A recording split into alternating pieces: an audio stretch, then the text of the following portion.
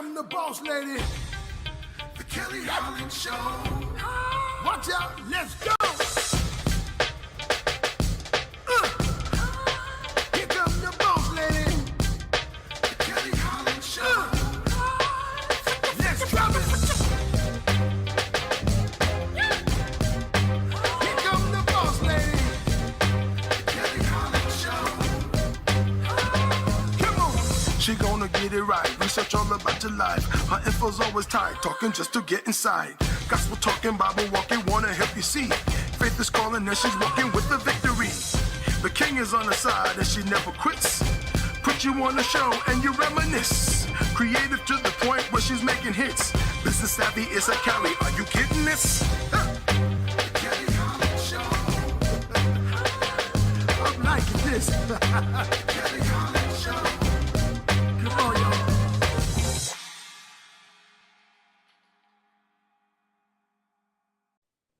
Thank you so much for joining us today for the Kelly Holland Show. We are so glad that you tuned in. And here today with us during this conversational piece, we have my co-host, Miss Donna Story. Donna, please let our viewers know who you are, beautiful, and what it is that you do. Oh my gosh, thank you so much for having me. Thank you everybody for being here. So I got an online boutique. It's called A Natural Hair Story.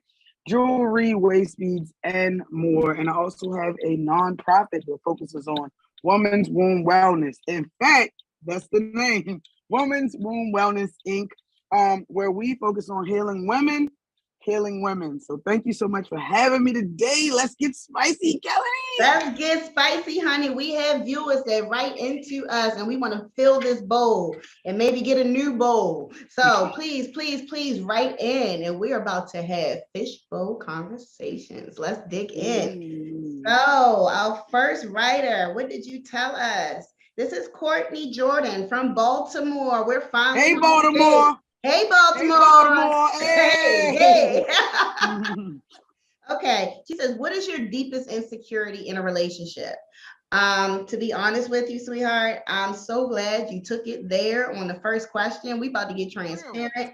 Okay. So, Miss Courtney, my deepest insecurity is when my man makes it very obvious that he is no longer into me.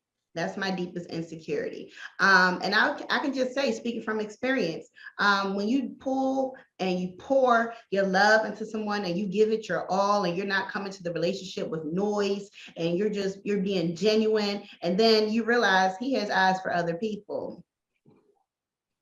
I'm insecure. What is this about? I can do that. What is she doing that makes you so special? I can do that. We could have just talked about it. Like, what's the problem? So, that's what makes me insecure in a relationship. When my man makes it very obvious that he's no longer into me. Now, if we're in a committed relationship, that's not allowed. If we're just dating and hanging out, it's okay if you don't like me. It's okay if you're not into me. I will live. I never opened my heart. It was guarded to begin with until you earned the opportunity for me to become vulnerable. Miss Story, what's your story? Oh goodness, Miss Story with the story. Here we go. Kelly, I mean, when you be hitting the nail and be right on the head, I feel like, yeah, heck yeah. I mean, I feel like when you step outside of your relationship for anything, it breeds insecurity. One of my good Judies is a psychologist, and she said trust is like a piece of paper. Once it's crumbled up, you can never get it back straight, ever. So, I mean, again, you know, if you step outside, and a lot of times, don't feel bad for going back and going through what you had to go through, because, you know, you try to stand the test of time. You try to have longevity in your relationship. But that breeds insecurity, because normally, as far as being a secure person, I am. But when you step outside, it's just, so that's, for me, that's it. That's it. Okay. Yeah. Cheat on me if you want to. And that was a threat. And a promise. A threat and a promise. Okay. And I'm standing on it. I love it. Because I got a little a little bit. As I mature, the crazy gets a light slighter, but it's still there. Play with my heart if you want to. Okay. I'm gonna feel because it's a privilege. First of all, I'm not even going to go low. Well, yes, I'm not going to go high. I'm going to go low just because you hurt me. And then, now I got to show you how petty I am. So to avoid all that, especially when I'm not in my right frame of mind, don't play with me. If you're feeling something different or you felt that we've grown apart, please communicate that. I will adjust. But don't just let me find out on my own. That's not fair. That's not fair to me, and it wouldn't be fair to you. Okay, so anything you want to add? And can I just say, yes, yeah, I'm not adjusting. I'm not adjusting. Donna almost touched on that because that's how. Look, no. I am not adjusting because here's the deal. You have to accept people for who they are. And it took me so long as a little Black girl with a deep voice and dark skin and a really small frame early on to really get, to get really confident in me. It was such a journey to love me, to have self-awareness, to care, to accept all my unique, I don't even want to call them flaws. We ain't doing that on here. You're not gonna take that from me. So if you are not okay with who I am, gotta go, buddy. And that's okay.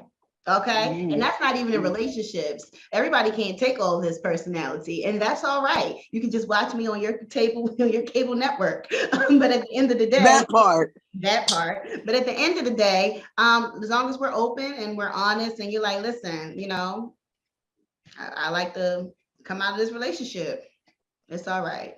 It's okay. Let's just be honest and upfront with one another. So let's dig in.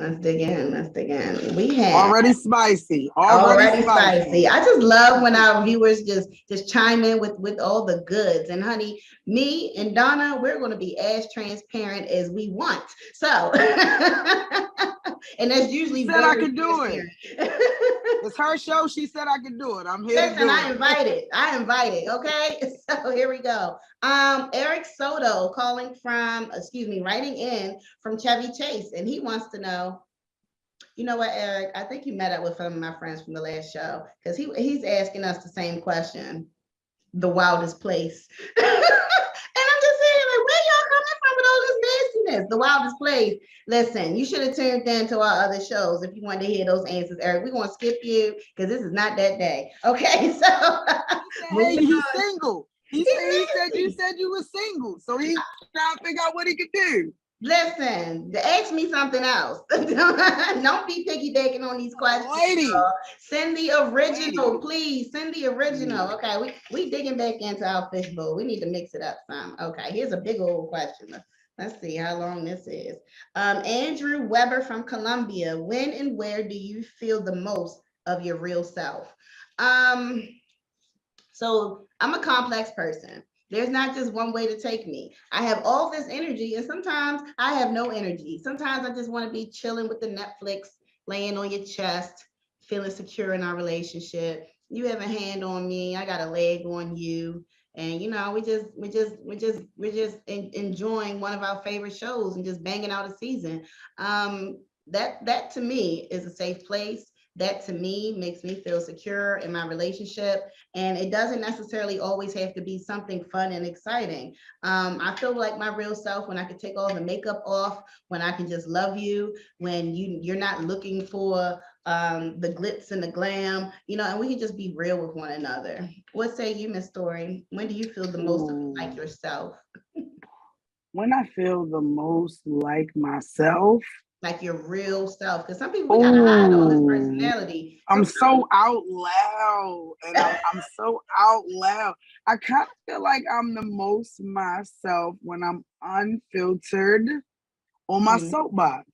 It's this thing where I'm really confident in everything I say and how I feel about myself, and I love to speak in front of an audience, which sometimes in a relationship can cause issues because everybody can't always deal with an entrepreneur on artists. We don't have time for those insecure people. Listen, don't block my shine, encourage my shine. If you're the only person in that audience clapping, I appreciate you. Do not give me a hard time when I'm finished doing what you know I came here to do, to act all jealous and insecure, or like you need to be in the limelight. Please go somewhere and work on yourself. Like, we don't have time for that.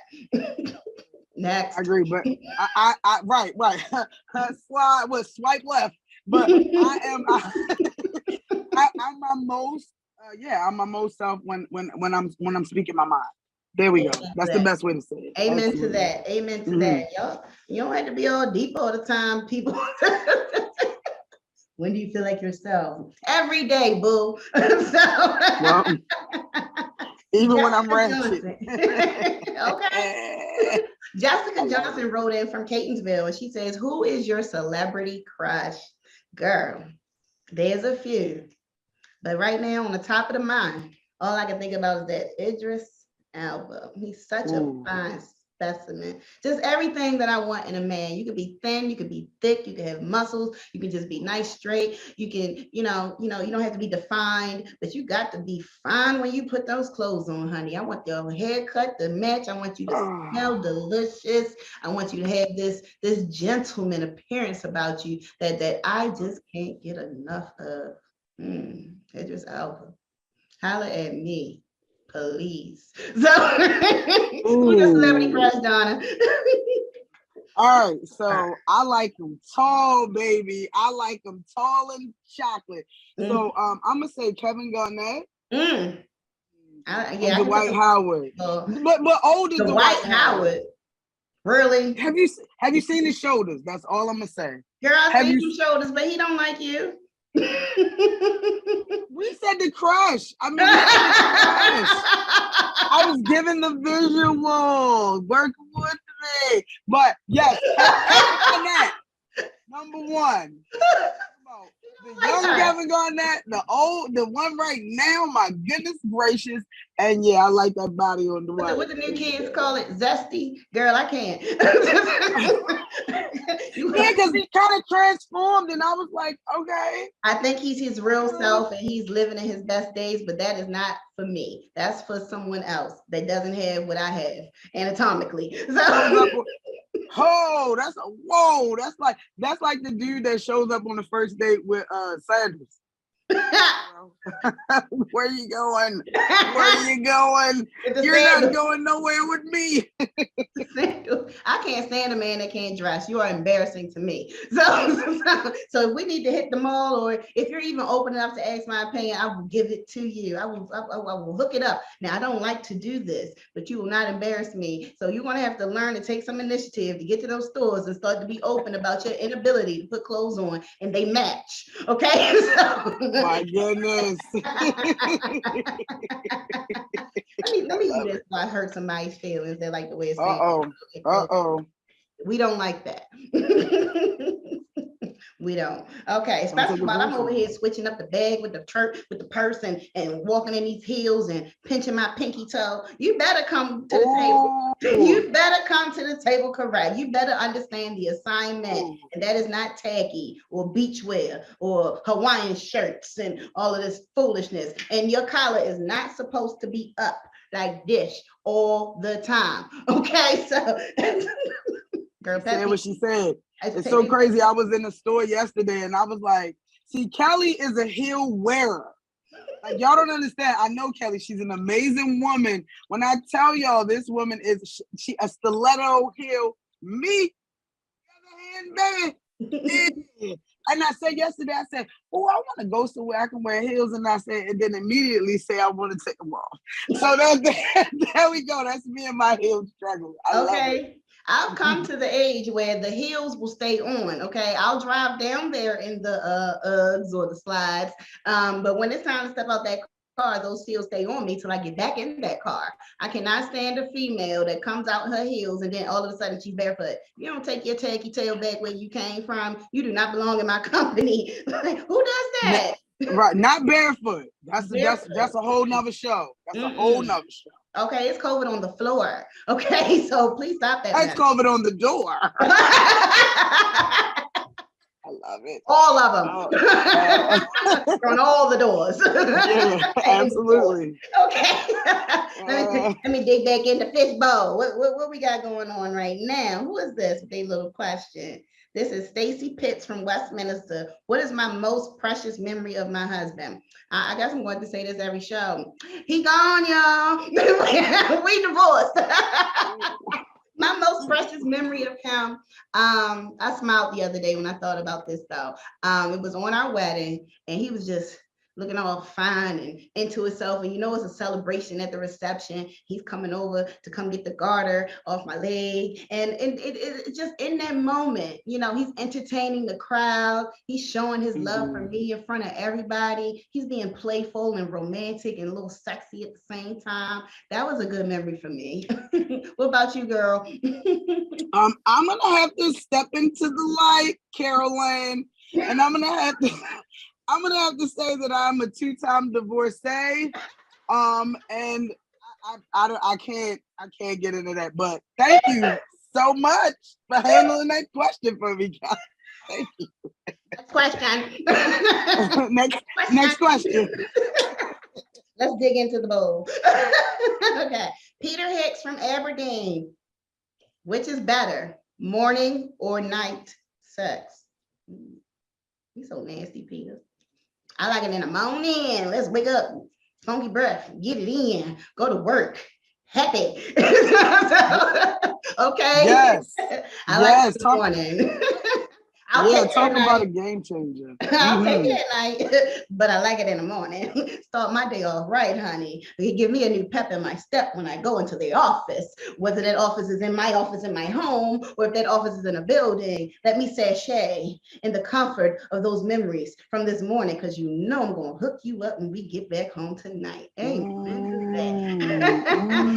What you like, Donna? You want it in the morning? What say you, Miss Story? What say you, Miss Story? Well, I'll say I don't know. I'm not. Morning is good. I like night better. I'm that girl. I like night better because I'm not rushing, and that's why I like it, because I got more time at night. Listen, you wake up, you give me a little nudge. I'm gonna wake up, push back, so we can go back to sleep. There we go. I love it. I love it. I love it. Thank you for your question. All right, reaching back into the bowl for these fishbowl topics. Okay, you just jumping out the bowl. Let me read you, Jesus. That's the one. David Winters from Salisbury. How do you and your spouse handle disagreements?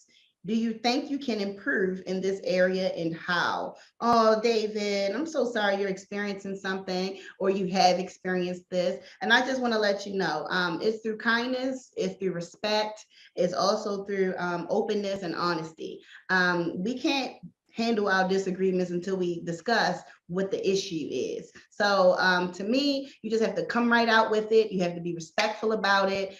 Choose your words, not to be accusatory, and also make sure that you're just expressing why you feel that way. You're giving examples, and you're also making sure that you want to have a resolve. You don't want to just sit, wait for your turn to talk. You have to internalize and listen to the responses you get. Maybe your issue isn't really an issue once it's all talked out. Maybe it's just a misunderstanding.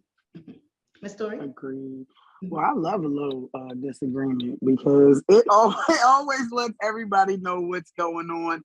But what I have learned of being this 42 years on the earth is, number one, just like you said before, when they go high, you go low. There has to be like a underlined some type of understanding between you all, to where if someone is really hot, the other person got to be a little colder. Two hot heads, you're not hearing each other. Amazing thing that I learned after my 40s was most of the time, if you give something a day or two, it's not even that serious. So a lot of times you should address the issue and put some air in it. Some air in it. Just say, hey, listen, I got a few things I need to talk to you about I didn't like. I'm going to calm down, think about it, and talk to you tomorrow. And it allows for you to have a lot more respect, to think about both sides. But that is a learned skill. It doesn't happen overnight. I'm telling you, because when the Hulk comes out, The Yeah, Leo but in us, yeah. baby. Yeah, I can definitely say that maturity has created a much calmer person within myself. And I really like the advice you gave, Donna. You know, just kind of express that there's a need, but you want to take some time to let those emotions die down. And once we pull the emotions out of the situation, 9 times out of 10, y'all can settle that thing, okay? And if the love is strong and real, you want to settle that thing. So good question, and thank you for writing in. One more thing on that. Emotional maturity is extremely important. Western society don't talk about it, but there is an African adage that says that if you still get upset the way you did in high school, you have not grown. Mm-hmm. You have to figure out a different way to get upset and have conflict resolution. Thank you, Kelly. No problem. And thank you for the African adage. Okay. Digging into the bowl is getting empty. I love it. I love it. All these topics that have come in, and we're just going to continue to read them. Remember, you can always write into us, send us your questions. It can be about anything. But right now, we're having fishbowl conversation regarding these relationships, romantic relationship questions. Okay. So Beth Smith calling from, well, excuse me, she's not calling anyone. Beth Smith from Towson has wrote in to us, and she says, I love a partner who's much older than I. She is about to retire and wants me to do it with her. I'm only 29. Okay, she wants some advice. She's not even just being curious. I'm so sorry to hear that you're young, Beth, and that you're being put in a position where someone wants you to stop your career, stop what you have going just to be with them in their retirement. I think that's incredibly selfish. And I think that your partner should enjoy their retirement. They've earned it. They've worked up to it. And I hope they feel fulfilled. If they decide to stop working or maybe to take on new hobbies and new ventures, that's all good for them. But for them to expect you to just cease your life just because you're their companion is not something that I would work with. Hopefully your relationship is healthy enough, since you say you love this person. Hopefully your relationship is healthy enough where you can express your concerns, your need to have your own independence. And if they love you, it won't be an issue.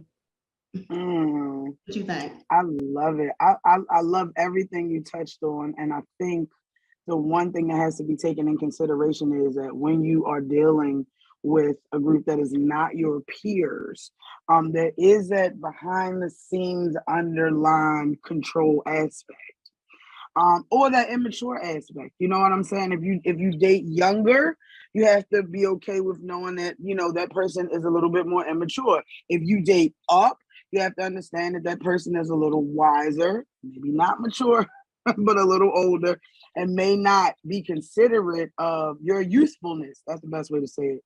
Don't do it, baby. Go nowhere. Don't go nowhere. Stay exactly where you are. And if they love you, they will love you where you're at. Okay, and I think that's a great place for us to put a pin in it. Please join us every time we air. Don't miss a show. Continue to write in. Big shout out very, very quickly to my makeup artist, Maddie Henson. Keep beating this face, girl. We love it. And shout out to Life Academy. Keep doing what you're doing. Keep helping these businesses. Keep helping these people tap back. Reach out to their experience. Reach out to their financial literacy. Reach out to their workforce development, and to get that life skills. Shout out to that nonprofit. Donna, anybody you want to throw in real quick? Yeah, I want to shout out the Life Academy as well, because had I not been to the Life Academy, that wonderful place it is, I wouldn't have been able to open my nonprofit, which I want to roll right into, which is Women's Womb Wellness, healing women one womb at a time, and also my boutique at A Natural Hair Story on all social media platforms. Also, I'm an author. Check out my book. It's on Amazon, called Waist Beads in Western Society. And I just appreciate. Hey, Kelly, did I tell you how thankful I was? Girl, did I say thank you? You don't have to. Yeah. You don't have to. And thank you all for tuning in. Please continue to do so. This has been the Kelly Holland Show. And never forget to tap back into your unspeakable joy. Have a great day. Hey, everybody, this is your girl, Evangelist Sandra E. Jackson. And the E stands for aesthetic, because I am ecstatic to be alive. I am a shiftologist, an author, At Anchor Woman, a mother of 9 children and a motivator, I am here to help you. Head over to my website, www.sandrarumph.com. That is SANDRARUMPH. I have what it takes for you, and I would like to help you. So go to website www.sandrarumph.com. I can't wait to hear from you.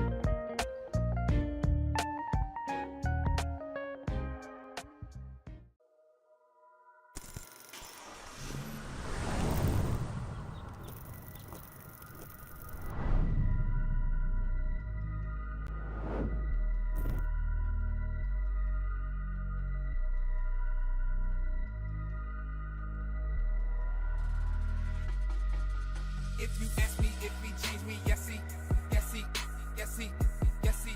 Oh my goodness, yes he did. If you ask me if he changed me, yes he, yes he, yes he. Are you saying Jesus changed you? Oh yes he did. If you ask me if he changed me, yes he, yes he, yes he, yes he. Oh my goodness, yes he did. If you ask me if he changed me, yes he, yes he, yes he. Are you saying Jesus changed you? Oh yes he did. Don't get upset, I'ma take you back. You can go with me, you can check facts. You can ask family, you can ask all them dudes that was with me, said they had my back. You can ask hood dudes living on the street. Them same dudes you can see me on E. Man, that boy then changed, got touched by the man upstairs. Man, that's so rare. I didn't do it cause I wanted to. God called me, I heard him through. All the mother voices were destructive. God gave me good news. He said that he would change me if I gave up, surrendered it. Did it, took a minute. Testimony, show and live it. If you ask me if he changed me, yes he, yes he, yes he, yes he. Oh my goodness, yes he did. If you ask me if he changed me, yes he, yes he, yes he. Are you saying Jesus changed you? Oh yes he did. If you ask me if he changed me, yes he, yes he, yes he, yes he. Oh my goodness, yes he did. If you ask me if he changed me, yes he, yes he, yes he. Are you saying Jesus changed you? Oh yes he did. Got caught up, that's true story. Grew up in church, that's true story. Saved as a young boy, that's true story. Didn't mean nothing, man, that's true story. I'ma tell this truth in the midst of my story. Yeah, I got proof, the results on more. This thing real, can't come back on the peel. He turned up on the grill, this heat hot. Lake fire burn, don't stop. Think about it, giving me chills. I don't wanna go there, ask for a change. Took me back when I first got saved. Gave it up, man, I just got played. When I walked out, man, I should've just stayed. That was easy, should've just prayed. I know that now, I got some age. Slow this down. Holy Ghost, High on Jesus, overdose. wanna know how. Take some notes. Here's the first thing, You should know. just repent, Ask forgiveness then be baptized. in his name. You will come up, Not the same. speak in tongues. Now you're saved. I didn't do it cause I wanted to. God called me, I heard him through. All the mother voices were destructive. God gave me good news. He said that he would change me if I gave up, surrendered it. Did it, took a minute. Testimony, show and live it. If you ask me if he changed me, yes he, yes he, yes he, yes he. Here come the boss lady, the Kelly Holland Show. Watch out, let's go. Here come the boss lady, the Kelly Holland Show. Let's drop it. Here come the boss lady, the Kelly Holland Show. Come on, she gonna get it right. Research all about your life. Her info's always tight.